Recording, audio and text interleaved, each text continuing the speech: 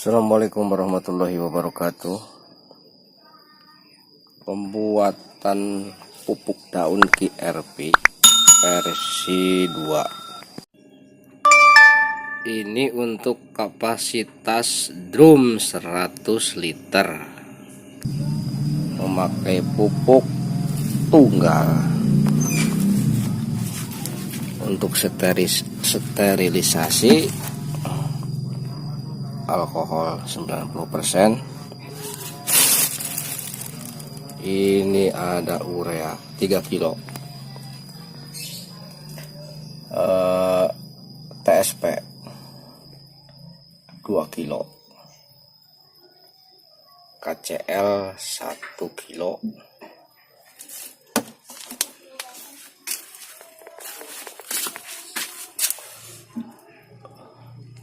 kalsium 99%. Ini harusnya pakai 3 kilo karena tidak ada lagi, kita pakai 2 kilo saja. Untuk pupuk tunggal TSP, KCL dan urea bisa diganti dengan NPK 3 kilo, NPK 1616.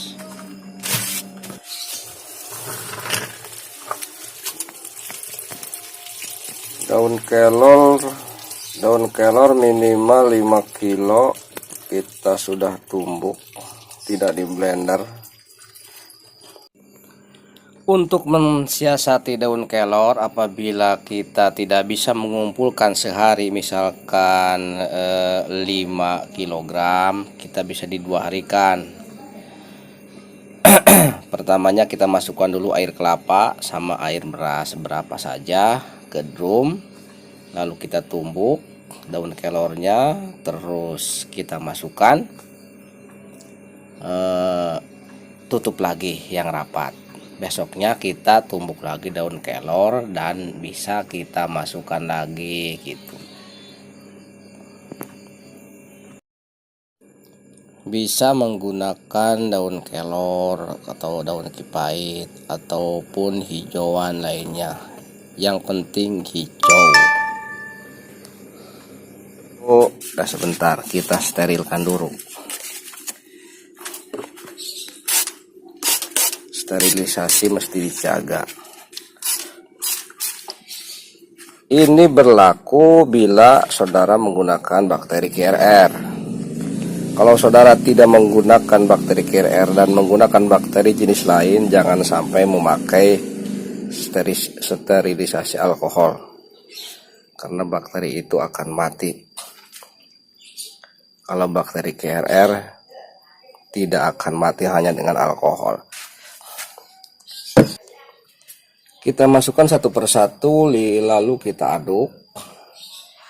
QRR-nya jangan dulu dimasukkan sebelum bahan-bahan semuanya sudah terasa cukup. Kalau bahan-bahan sudah semuanya terasa cukup, baru kita QRR masukkan, lalu kita aduk. Untuk tambahan airnya supaya lebih penuh, kita pakai air sumur. Ada satu yang terlewat, yaitu boron. Boron kita pakai setengah kilo, dan ini difermentasi selama jangan kurang jangan lebih 18 hari. Harus pas di 18 hari. Ini saya tidak pakai boron, dan sebaiknya Anda saudara-saudara pakai boron, itu akan lebih baik. KCL kita masuk TSP.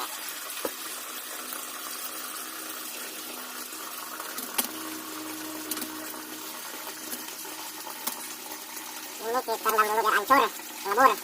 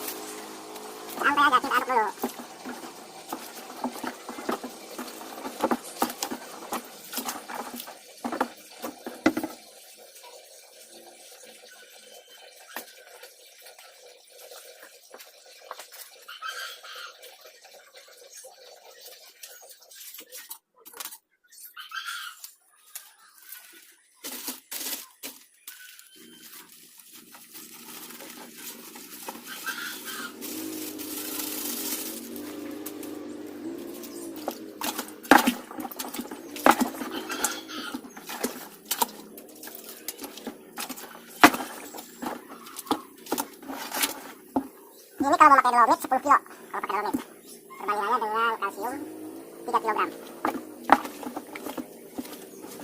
Untuk kalsium 3 kilo kita bisa diganti, bisa menggunakan kapur pertanian 10 kilo. Jadi perbandingannya 3 kilo berbanding 10 kilo.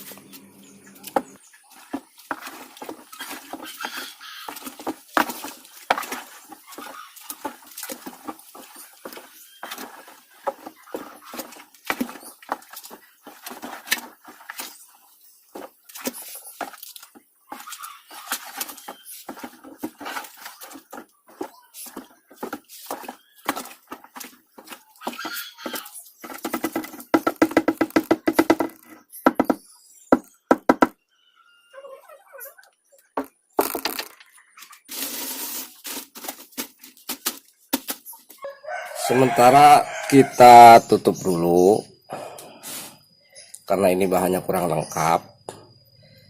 Berarti besok ada penambahan air kelapa mungkin 10 liter lagi.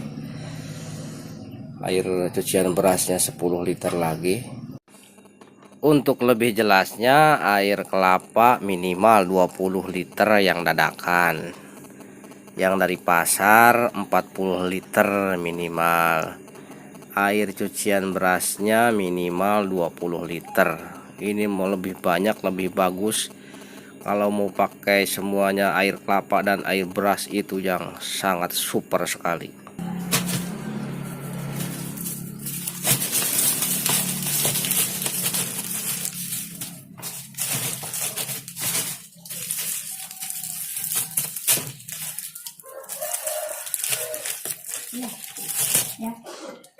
Berikutnya kita masukkan GRR, kita pakai 220 mili yang telah dihidupkan dengan rebusan gula aren setengah kilogram.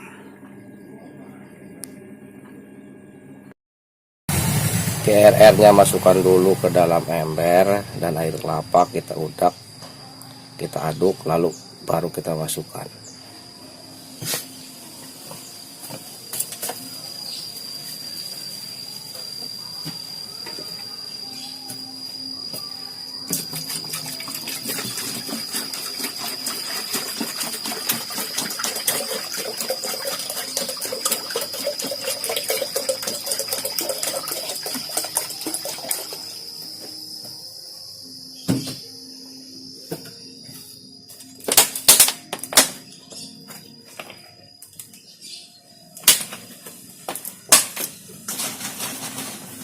Ini GRR.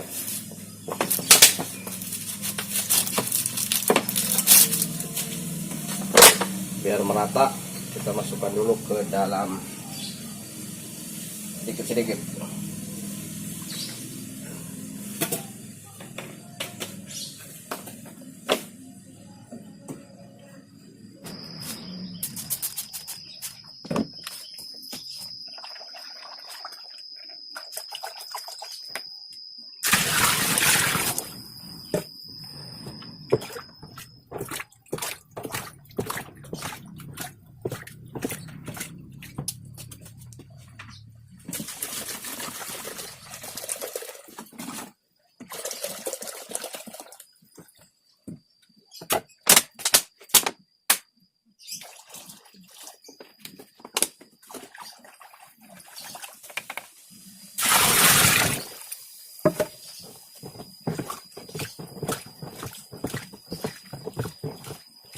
Sampai GRR habis.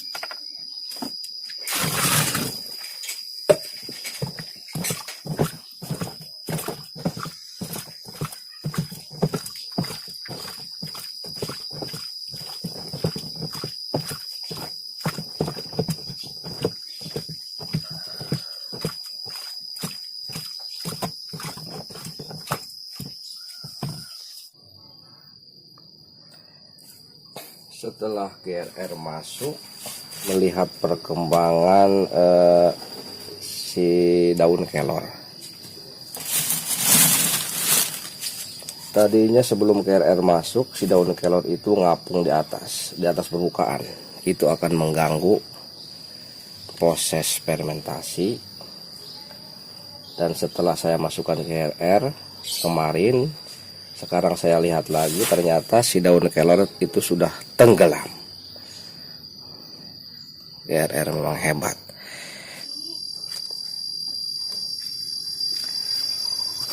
Bisa dilihat setelah ditumbuk, si daun kelor tidak ada yang di atas, cuma sedikit. Jadi ini tidak akan mengganggu fermentasi.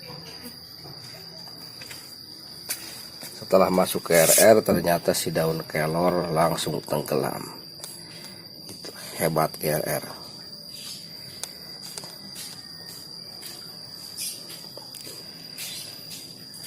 Ya, selesai. Setelah ini kita tutup.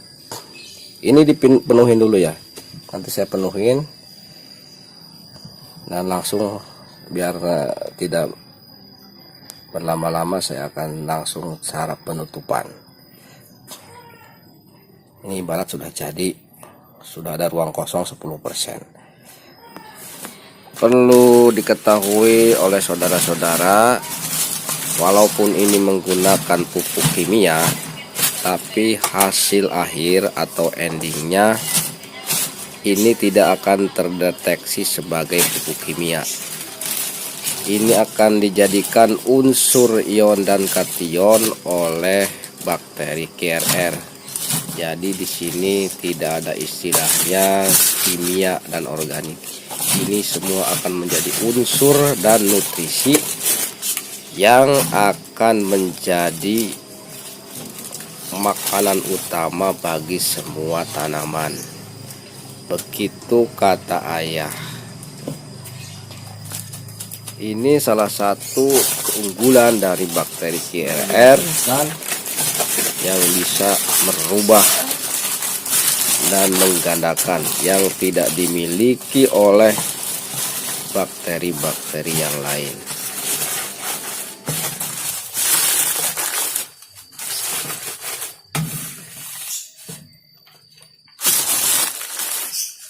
Setelah ini rapi, takutnya ada bau, nanti ini bisa dilubangi sama si maggot.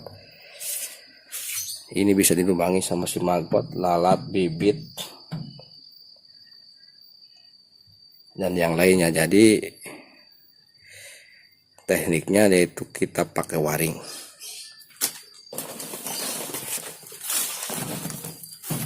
Ya.